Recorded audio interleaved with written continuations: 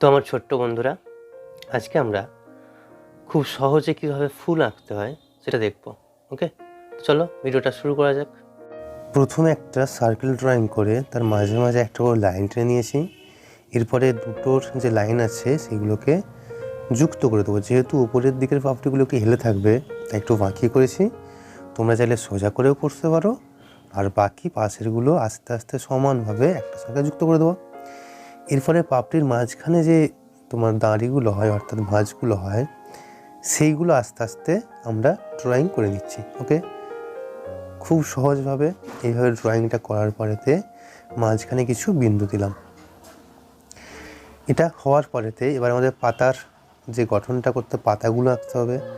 এটা দেখো পাতার ক্ষেত্রে কি করছি, একটা সোজা লাইন দিক থেকে যুক্ত আর বাঁ দিক নিচ থেকে আবার যোগ করে দিলাম। আর একবার দেখে নাও পাতা ড্রয়িং কীভাবে করলাম।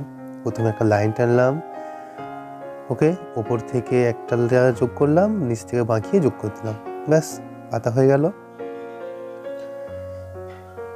একই রকমভাবে বাঁ দিকে একই পদ্ধতিতে আর একটা পাতা করে দিচ্ছি। এইভাবে আমাদের ড্রয়িংটি মোটামুটি কমপ্লিট। চলো এবার রং করার পালা। তো তোমরা ভিডিওটা দেখো শেষ পর্যন্ত, আশা করি ভালো লাগবে।